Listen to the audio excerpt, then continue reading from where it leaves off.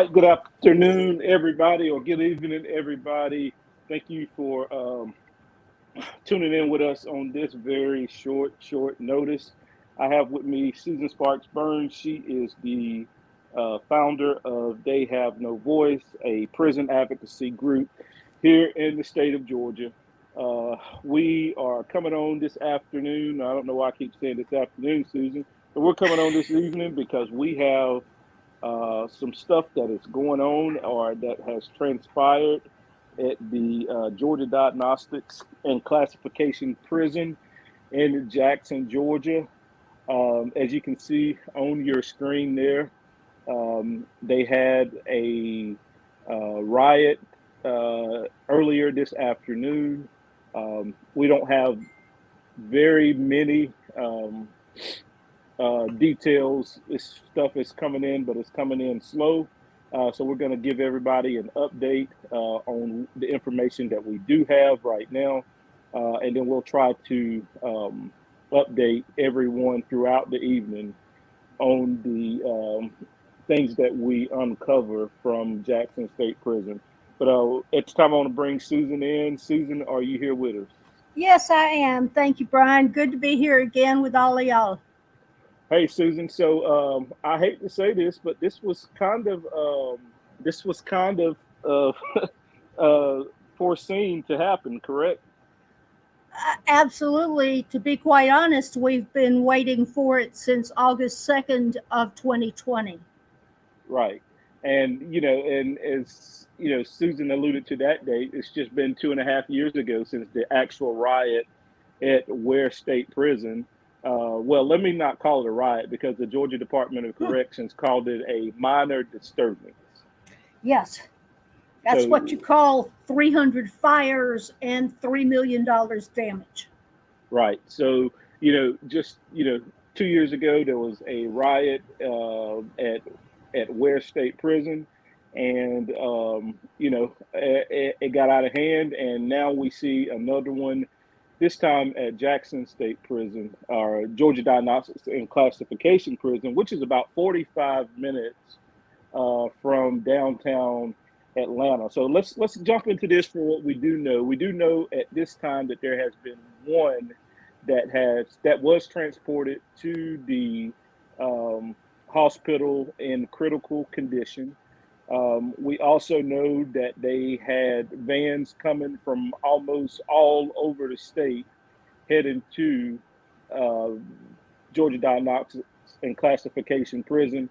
They had several agencies, I believe, that they called for assistance. And, from my understanding, those agencies did respond to Jackson State Prison this afternoon to assist. And as I said, you can see there on the picture as the some type of squad was going into the prison. They had technical equipment. They had riot equipment. A few people have spoken with their loved ones, and they said that, they saw people with lawnmower blades, with knives, with shanks, with all type of weapons, completely just running around around the prison. So at this time, from my understanding, just about 10 minutes ago, someone said that things had calmed down a little bit there, but that it was still a fluent situation around there. So, as I said, Susan, I can't understand. They do all of these shakedowns. They have all of these pictures that they post to their social media pages on a weekly basis, and yet people are still able to run around with lawnmower blades, with shanks, with all types of weapons. Someone's not doing the job. It seems to me that, of course, the people who are living in the prison know all the best hiding places, but still there's limited places to hide a 2-foot long blade. Mm. And it's not under your pillow. Right. No, it's not. And, and so, I wanted to say that because, just this week alone, we've spoken with several, several loved ones that have people there at Jackson Diagnostics and Classification Prison. And the place has been an absolute madhouse, probably for the last 6 or 7 months. But I know this week alone. And if you look on your screen, I have several messages I want to put up to show people how serious it is and the things that are going on at Jackson State Prison right now. Because just tells you that all of this stuff was leading up to this riot. And these are messages that we have received this week, and we've received more. I just couldn't find them all, but there was a as that message said, stabbed at Jackson State Prison yesterday, B dorm. I'm not going to read all of these because I probably can't even see them, but I just want to give you an idea on the messages and the stuff that we've been receiving all week from loved ones, family members that have been stabbed. Susan, I don't know if you can read. If you want to read it, I sure right will. ahead. Go ahead. I appreciate the work you do. I have a former client who may have been stabbed and killed over the last 24 hours at Jackson State Diagnostic Prison. However, I can't find this information anywhere. I don't think next of kin has been notified. Any ideas how I could confirm this would be helpful and appreciated. There's another one. Go ahead. Son was stabbed last night. We don't know anything about his condition. He's at Jackson State Prison. All right. Is there a way to get in contact with the warden of Jackson Prison? I haven't heard from my dad in roughly 2 months since he's been there. I just need to know he's okay. The parole board isn't telling me anything. GDC isn't telling me anything. Please help. Now keep in mind, parole board and GDC are two different agencies. Right. Okay. So these are the messages that we've been getting all week, and Susan is going to in just a second is going to go back and kind of give you a background on what's actually led up to this, because we've been getting messages from people from I don't know, Susan, what I'd say from the past 4 to 6 months on. Yes, I believe that this really cranked up in August. Right. You and I were both working together real closely before my friend got sick, in September. It was 1st of October, but during that period, August, September, we were getting more and more. And in fact, I have several of them today, exactly the same sorts of things on They Have No Voice.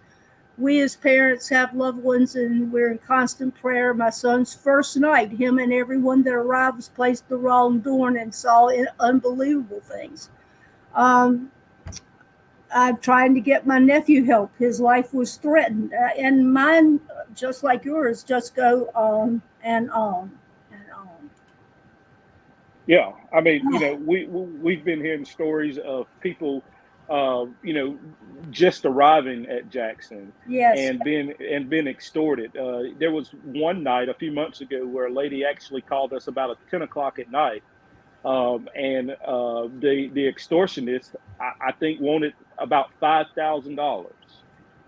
And they grabbed her loved one the moment they took him into the dorm. So, I mean, he had been there. He had been beaten up a couple of times by the time he was taken to the chaplain's office and was able to call her. But there was even one time where a group was herded together into a cell where there were 20, 30 people locked in the cell by the people who were by the extortionists. And they had all their personal property that they had brought in with them, and they were going through it, getting the home phone numbers and so forth of the people to call. These people had just arrived, and their loved ones were thinking that the only way their loved one was going to survive was to pay thousands of dollars. And most people don't have thousands of dollars. Right. And we're not talking about, Susan, we're not talking about, just so the listeners and everyone that's listening to us right now, which is over 237 people right now, we're not talking about this stuff just happening a year ago or 11 months ago. We're talking about 4 to 6 months ago, this stuff was taking place, and it was leading up to this. Yes. And I want to put this on the screen, and Susan, I want you to read this because this is very important. This is what the Department of Corrections, this is their, I guess you can say this is their thought behind of all of this stuff, because you know they say that it can be challenging to keep an eye on everyone that's in their custody at the Georgia Diagnostic Classification Prison. And don't take my word for it. Just Susan's going to read this for you all, and I want you to just listen to what Susan has to say on why they can't keep up with people or their excuse for not being able to. So go ahead, Susan. All right. In a statement, the GDC told Fox 5 it's aggressively recruiting new corrections officers to try and account for turnover. The statement also said with more than 2,000 inmates at the Diagnostics and Classification State Prison, that keeping eyes on each one 24/7 can be challenging. The state's prison system is currently under investigation by the U.S. Department of Justice to examine whether or not Georgia provides prisoners reasonable protection from prisoner-on-prisoner violence. Challenging to keeping eyes on each one. Well, actually, if there was an officer in every post that's supposed to be manned, it's far less challenging. I believe that well, actually, I know this, so I'm going to say that in the past 4 years, 48 straight months, GDC had less officers than the month before. And in this last year, they've proudly stated that they haven't um, they haven't lost any officers month on month. But that only means that 5 people left from over here and 5 were added somewhere else among the 33 state prisons. These are onesie twosies. The issue is that they have a 70% vacancy rate among officers. That's what they're trying to make up. In other words, they have 30%. That's at, let me be more specific. That's at 12 prisons. At 20 prisons, they have between 60 and 70% vacancy rates. But best analysis here is that they need to not double but triple the number of officers that they have.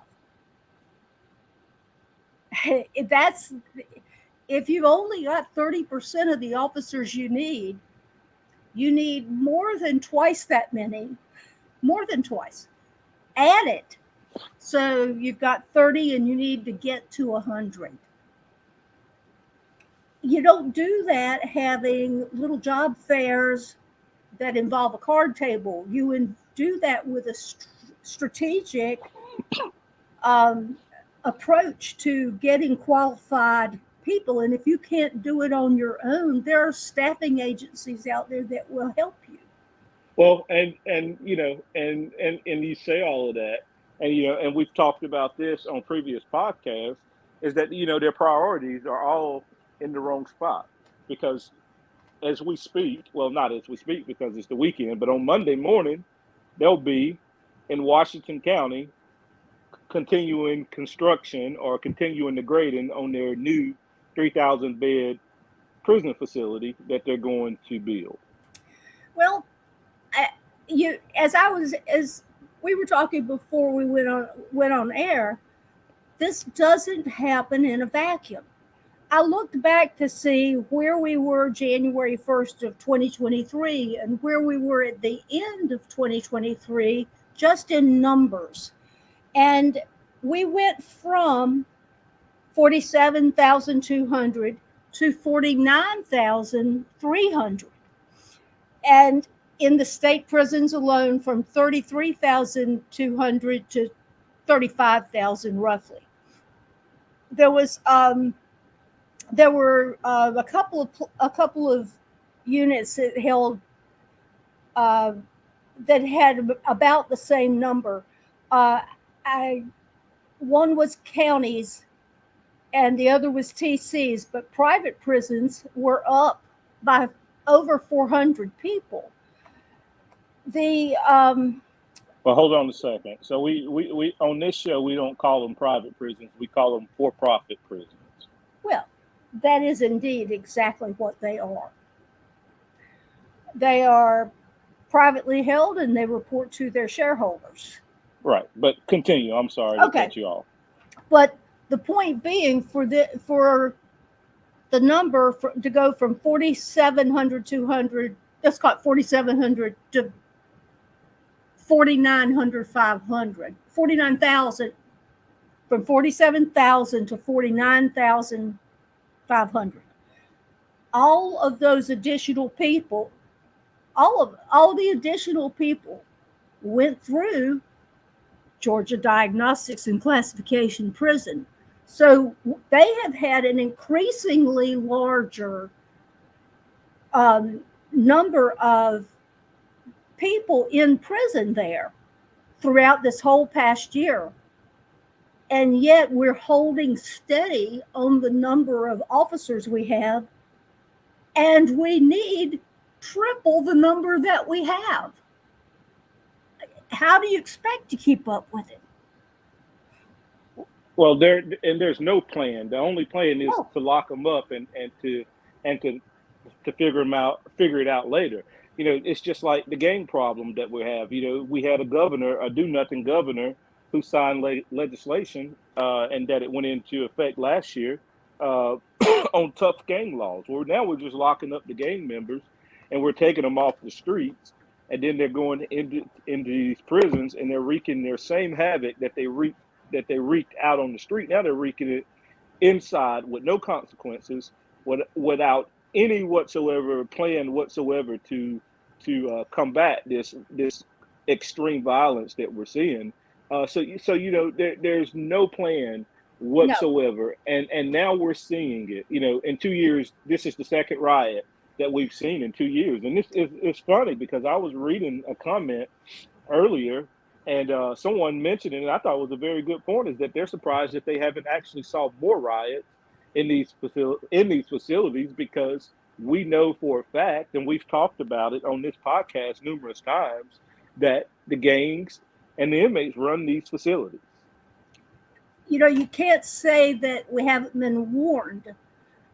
If you'll recall, a couple of days after the riot down at Ware State Prison, there was a news organization down there that interviewed two of the officers who had left prior to the riot. And they talked at length about how many officers should have been on duty, 35, how many officers were actually on duty, 7, and that was 2.5 years ago. They don't have as many now as they had then. Well, and fast forward, since you mentioned that, just a couple of weeks ago at Macon State, 1,800 inmates, 3 officers. Day before yesterday, my understanding is that at Central State Prison, where we've had several homicides in the last few weeks, Central State Prison had 5 officers. Yeah, two homicides in 48 hours in December. Yeah. At the end of December at Central State. But let's listen to what Tyrone Oliver's goal and mission is dealing with this issue. And for those that don't know, Tyrone Oliver is the commissioner of the Georgia Department of Corrections. So let's see what his plan is to combat all of this stuff. Does he? For corruption. I'll stand on that Capitol stairs. I stand anywhere to let people know that we're not going to put up with it.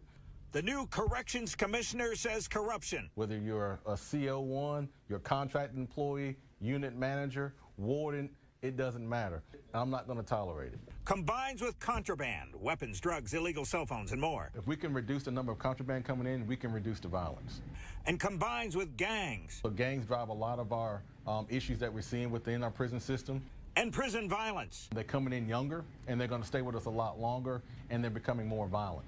To paint the picture of what's been happening in Georgia's prisons that he's determined to change since Governor Kemp appointed him to lead the Georgia Department of Corrections in late December. What I got from the governor is, number one, hold the offenders accountable, do the right thing, and I'm going to use every tool and resource at my disposal to make sure that we're operating safe, secure facilities, and we're going to have zero tolerance on gang activity. Warren documents dated February 3rd suggest Larissa White allegedly accepted more than $7,000 through Cash App from an inmate at the Riverbend Correctional Facility in return for organizing other employees to introduce contraband into Riverbend. The commissioner says Larissa White was a mid-level manager at Riverbend Correctional and Rehabilitation Facility, a private prison run by the GEO Group, but which gets state inmates from GDC.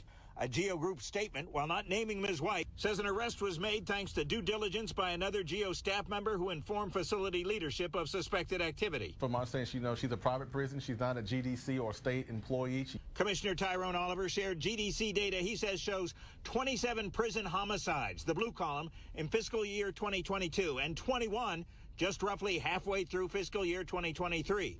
Inmate-on-inmate assaults averaging 56 a month in fiscal year 22, 80 a month so far in fiscal year 23, which started last July. Regardless of what kind of rules we put in place, what kind of systems we put in place, they are playing by a different set of rules. But cell phone seizures at 4,134 so far in fiscal year 23, on a pace to far exceed 5,604 from the previous fiscal year. Same with the 9,502 weapons found so far in FY23 compared to 11,724 for all of FY22. He says officers are doing more shakedowns. This video is from a 2016 story we did. I plan on increasing that in the upcoming months. The commissioner says GDC arrests of staff are slowing, 22 in fiscal year 2023 compared to 72 for the previous fiscal year. And in both years, the number of civilian arrests dwarfs staff arrests. Commissioner Oliver says the vast majority of GDC officers are honest, hardworking, and dedicated. Well, Susan, it's hard not to lock up officers when you don't have them. True, but that doesn't square with the report that the AJC did. AJC reported that for the last 5 years, over 400 officers had been arrested. What he just said was 22 and 79, roughly 100 had been arrested over a 2-year period, but AJC reported over a 4 or 5, I think it was a 5-year period, over 400. Well, they weren't all officers, but they were employees of GDC. Right. Well, anyway, I call it nonsense. Anyway, As double talk. Yeah, just his main goal is contraband and cell phones, and yet we see stabbings every week. We see and since we're talking about GDCP, we see multiple stabbings there daily, and we see deaths on a daily basis. We just started 2024. We've had, 2 that we confirmed homicides that we know of, and we're working on trying to confirm a couple of more. But that's just nonsense. Increasing shakedowns. And then they always want to throw in there that the contraband cell phone. That's their main initiative. They don't care anything about anybody dying or being stabbed or anything like that. They want to get those phones so we don't see those videos and the prison conditions. That's the gist of it. call me crazy, but shouldn't the goal be no inmate should die? Isn't that the primary goal? Am I missing something? If it's a safe and secure facility, no inmate should die. And, I was thinking as you were talking about Roland Phillips and the podcast we did last year in the summer when he died, his death had nothing to do with a cell phone. Nothing. None of them do. Yeah, that's a fact. Yeah, none of them. No one's beaten anybody to death with a cell phone. No, it's their understaffing, biting them in the behind, and you're seeing all of these weapons. You're seeing all of these deaths, and they have no staff there. And what kills me is people get in the comments all the time who work there and say, well, you want to blame the officer, but the inmates are doing it. Well, my thing is this: if there was officers around in these dorms on their post, you wouldn't see all of this. No. But because there's no officers on their post, there's no officers around. You remember the podcast that we did, our first podcast that we did with the current inmate, who said that he didn't. I can remember, but I want to say he went 3 days one time without seeing an officer. Yes, and we talked about the death of Anthony Zeno back last spring. He had been dead 5 days, and since then we've had at least 2 other deaths where people had been dead for 3 days. 3 days, that's correct. That's 3 days. So you can't. Your argument is weak and your argument is whack when you come and say, well, the inmates are the ones causing the violence. That is very true. We don't dispute that. And that is a major issue. But at the same time, a lot of this stuff could be detoured if you have people that's on their post and that was doing their job. But you don't see that. But it's always an excuse. It's always an excuse on why this can't happen. And we said all the time, Susan, we watch all of these videos all the time from all the stuff that go on, and not one time out of all of a 2 or 3 minute video do you ever see a staff member anywhere to be around. You don't even hear one that will come in and scream and say stop or No. anything. You never even see anybody respond to any of this stuff that happens. The last video I recall seeing any officers in that involved any sort of action. It's a hard word to say, but was officers standing outside the dorm at Ware while someone was murdered on the inside. Yeah. They stood out there and watched. That's been a couple of years ago. That's the last time I recall seeing an officer. Wow. Yeah. So I mean, if and for the people that's tuned in for the incident today, the minor disturbance at Georgia Diagnostics and Classification Prison, we do know that one has been sent to the hospital in critical condition.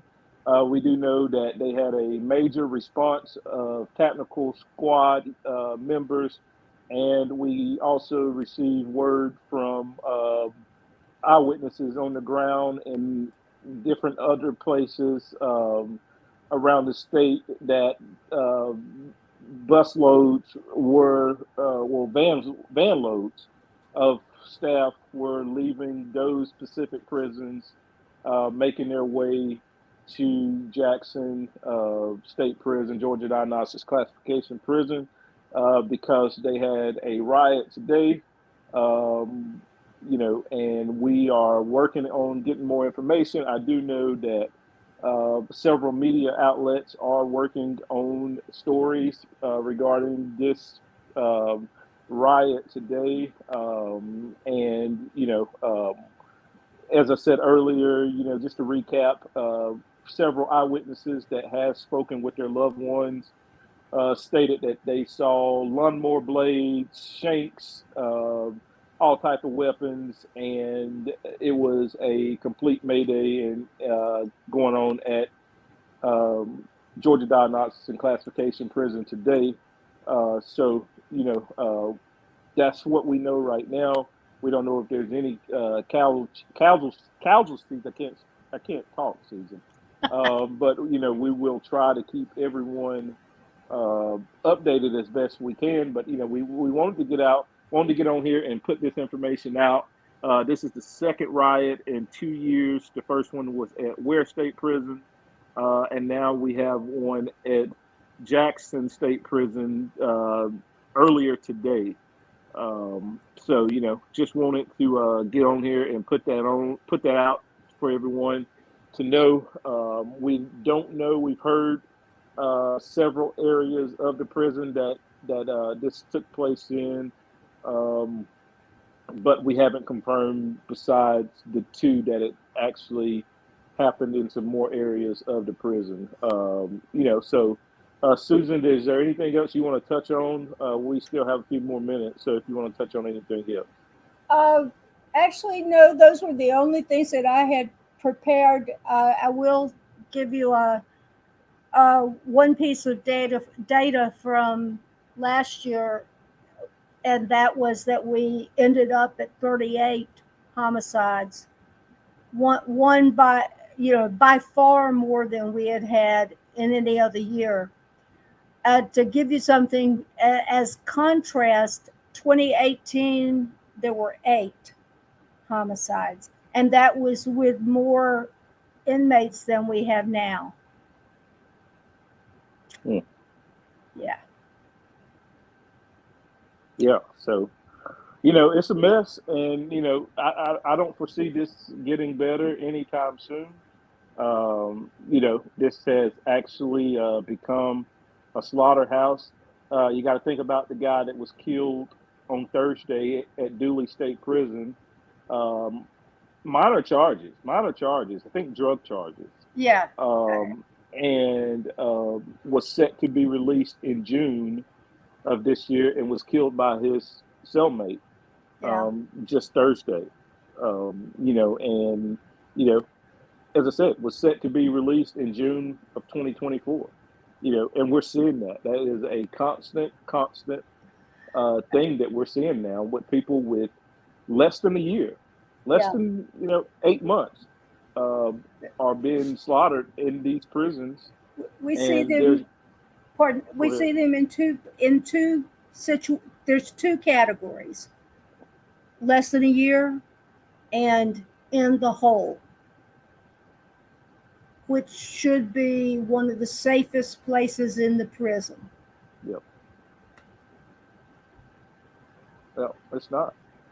No. And Brian Kemp and Tyrone Oliver and everyone else that just turns a blind eye to this, they have blood on their hands, and we're going to continue to put the stuff out.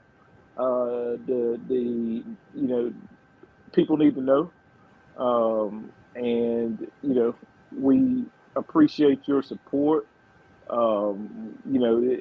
It's sad, Susan. It's really sad.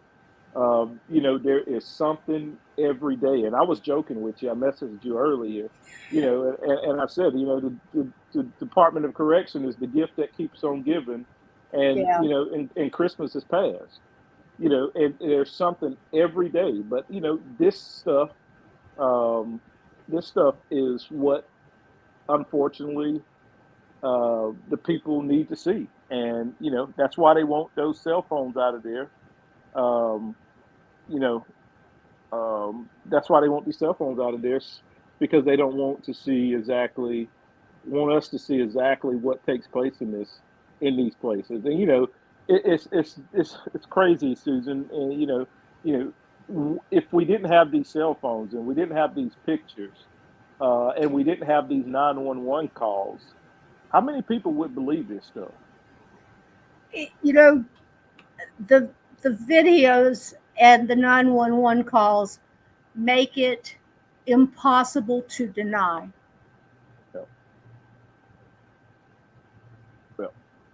And so, like I said, that's why, their main objective is getting the cell phones out.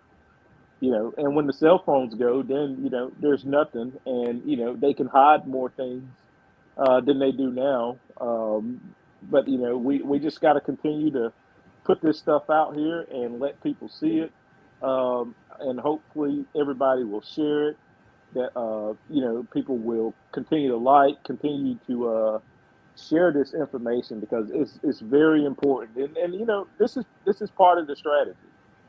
Me and Susan both work behind the scenes every day on coming up with solutions. Susan, and I'm sure you don't mind me telling this, is very good friends with a state senator, and stays very, very involved with him, and lets him know, and he knows what goes on. And he's trying, and so there's things that we're doing behind the scenes to try to make this prison system here in Georgia better. But it, it doesn't help, when we're out here doing all of this, and others are out here advocating on people's behalf, and they're in there killing each other. It kind of defeats the purpose. So we're going to continue to put this stuff out there. Uh, we need each and every one of you to share it, and we need your help, because something has to change. We still have 2.5 more years, almost 3 years, with Brian Kemp left, and it's no telling who we're going to get next. So this stuff has got to be out there, and we got to force the hand. And we're dealing with a department that's not transparent. And so this is a sense of transparency, independent transparency. Yep. So Susan, I'll let you close us out. Well, if you folks are of a praying bent, you might want to keep in mind all those who are in prison. If you know your Bible, Hebrews 3:13, no 13:3, one or the other. Just anyway, our Bible tells us to remember the incarcerated as if we were in there beside them. We've got to do our best, at least from a moral and ethical standard, just as human beings, ongoing human concerns. We've got to do our best to make sure that this lack of respect for human life is changed. And Brian just said it. The inmates on the inside who are fighting each other, stabbing each other, they are not helping our cause. We want them to live. We want them, if they have to go to prison, we want them to go through this as unscathed as possible. And what we're seeing is awful. I hope that if you're new to this podcast, that you'll come back and join us again, because you will have your eyes opened. If you think this is a simple problem, it is not. Until the next time, folks, that's Susan Sparks Burns, Brian Randolph.